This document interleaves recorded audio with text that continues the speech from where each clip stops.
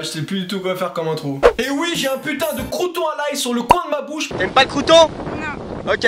Pas la peine de me dire en commentaire. C'est moi ou il a une bactérie sur le coin de la lèvre, ce gros dégueulasse? Oh, ferme ta gueule. C'est moi ou il en reste encore un peu sur le coin de la bouche? C'est moi ou t'es un peu... Wow. Excusez-moi, je sais pas ce qui m'a pris d'un coup, je me suis senti pousser des testicules. Tell me pretty lies, look me in the face. Tell me that you love me, even if it's fake, cause I don't fucking care.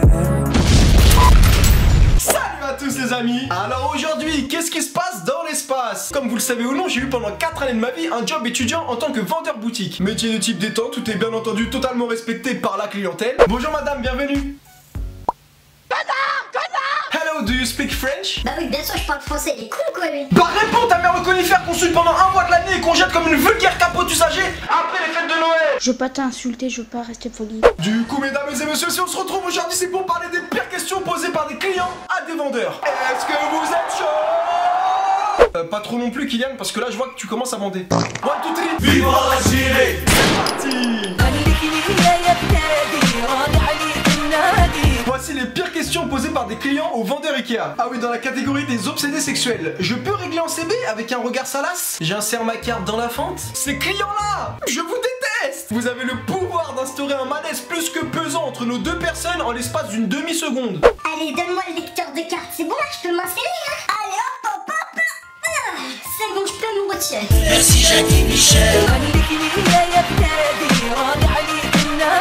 Les champions du monde des questions débiles. Excusez-moi, mais vos meubles, c'est bien du bois d'arbre? Ah non, non, non, madame, c'est du bois, du plastique. Ok, ta mère. Mais le pire, c'est que des questions comme ça, t'en entends tous les jours. L'autre fois, je te jure, il y a un mec qui m'arrête dans le magasin et il me dit monsieur, excusez-moi, vous pensez que si j'achète du chocolat dans votre magasin, il va fondre une fois dans ma valise? Mais qu'est-ce que j'en sais, frérot? Tu crois que je suis la marmotte qui met le chocolat dans le papier alu? Mais encore pire, pendant les soldes. Excusez-moi, du coup, ça fait combien le prix étant donné qu'il y a 30% de réduction?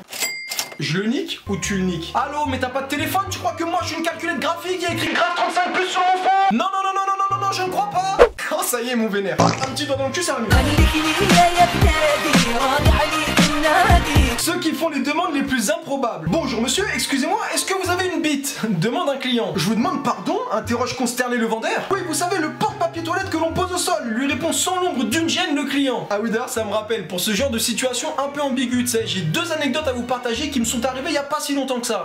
C'est l'instant story time. Donc voilà, moi je suis en caisse, une cliente arrive pour payer un porte-clés, donc jusque là rien d'anormal. Ah oui, et tu sais, c'est les porte-clés avec les premières lettres de ton prénom, et il s'avère que son fils s'appelait Quentin. Bref, je vais pour scanner le porte-clés, et là je vois, il y a pas de code barre, donc je dois aller en chercher un autre. Et là tu sais ce qui est arrivé. Ah si tu le sais. Moi je suis dans le speed, donc du coup je vais servir la cliente au plus vite. Je regarde le porte-clés et je lui dis ok madame, je reviens, je vais vous chercher un petit cul pour votre fils en rayon, je reviens. Un petit cul, wesh. J'ai vu, elle me regarder bizarrement du coin de l'œil, elle a dû se dire, il est chelou le vendeur ici. Moi je l'ai pas calculé, je suis parti en chercher un autre directement, je voulais pas faire face à ça. C'est le deuxième instant story time. Alors là, pareil, on est en boutique une fois de plus. Ma collègue a vu un monsieur juste à côté de sa caisse, les bras remplis de décorations de Noël. Et pour l'aider à continuer ses achats, elle lui dit monsieur, vous savez quoi? Posez vos boules juste ici, je vais vous chercher un sac. du coup, qu'est-ce qui se passe? Le mec il commence vraiment à poser ses couilles sur le comptoir. Oh my god. Non, la vérité, sa femme elle est folle de rage juste à côté et elle commence à dire Mais vous êtes sérieuse de parler comme ça à mon mari? Mais c'est une honte. Alors là, ma collègue totalement débordée, elle comprend rien de ce qui est en train de lui arriver et la femme elle est complètement hystérique et elle continue. Vous trouvez pas ça complètement dépassé de parler des boules de mon mari? Mais c'est des boules de Noël, madame. Ah oui, c'est vrai qu'elles sont belles à Noël, elles scintillent dans le noir. Les clients qui osent tout. J'ai perdu mon caddie. Est-ce que vous pouvez faire une annonce micro pour le retrouver? Bien sûr, monsieur, bien sûr. Annonce générale, nous avons un coup à la caisse 4. Donc si des gens sont déter pour une mêlée générale, rendez-vous à l'accueil tout de suite. Pareil, quand tu travailles dans un endroit où tu dois porter un costume qui est propre à ta boutique, t'as toujours ce putain de mec qui te dit excusez-moi madame, vous travaillez ici? Laisse-le-moi. Hé, retiens-moi. D'accord. Mais tu crois vraiment que je porterais une panoplie complète de commande dans la boutique si je travaillais pas ici? Excusez-moi, les plantes là, elles poussent? Est-ce que ce sont de vraies plantes? Non monsieur, ce sont des plantes artificielles. Excusez-moi encore une fois, mais est-ce qu'il faut les arroser du coup? Et ce qui me fait peur, c'est que quand je lis ça, je suis plus du tout étonné avec tout ce que j'ai déjà entendu. Face à cette question, il y a donc 2 solutions. Soit tu gardes ton calme et t'y réponds gentiment, ou soit tu retournes te branler en stock pour te calmer. Sale. Ah oui, alors ça c'est les clients relous, les mal lunés. Vous paierez comment madame? femme, demande la caissière. Et elle lui répond, oh ils sont casse-pieds ici, ça ne vous regarde pas. Alors ça, c'est typiquement le genre de personne parano. Mais on reconnaît bien là le français. Hein. Ah non mais faut qu'on se le dise, on est des gros radins. Toute technique est bonne pour pas payer. Exemple tout bête, hein, tu commences à scanner le code barre, là ça fonctionne pas, et 9 fois sur 10, il te dit quoi le concon? Ah bah ça passe pas, ça veut dire que c'est gratuit, c'est ça. Mon poing dans ta... Wow, calme-toi. On te prend la tête. C'est quand t'arrives en fin de journée et que tu commences à avoir pas mal de billets dans ta caisse, du coup t'as un peu de mal à les ranger et t'as toujours ce relou une fois de plus. Oh bah si on a trop là, moi j'en veux bien un peu hein. Mais moi aussi j'en veux bien. Putain je vais... On est relou, on te prend la tête. C'est un scandale le prix de votre bouteille d'eau. À ce prix-là, j'ai un pack de 6 chez Auchan. Ben va chez Auchan, tu crois c'est moi qui fixe les prix des bouteilles d'eau ici? Idiot du village. Est-ce que vous pensez que ce meuble irait bien chez moi? À vrai dire je sais pas trop étant donné que la seule pièce que je connais chez vous c'est votre chambre grâce à votre femme.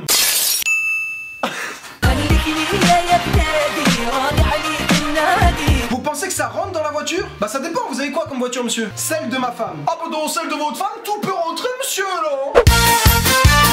Voilà les amis, pour finir sur cette vidéo, il y a encore deux petites choses que vous devez arrêter de dire lorsque vous êtes client. Et je vous promets, ça rendrait service à pas mal de vendeurs. Quand vous vous approchez d'une caisse où il n'y a personne, ça sert à rien de dire au caissier: ah monsieur, je vous ai vu de loin, vous étiez seul, donc du coup je viens, j'avais peur que vous vous ennuyiez. De 1, t'es qui? Et de 2, qui te dit que je m'ennuyais? Deuxième chose, quand vous venez en caisse avec votre enfant capricieux, arrêtez de dire: attention Mathéo, monsieur va s'énerver si tu donnes pas le jouet maintenant.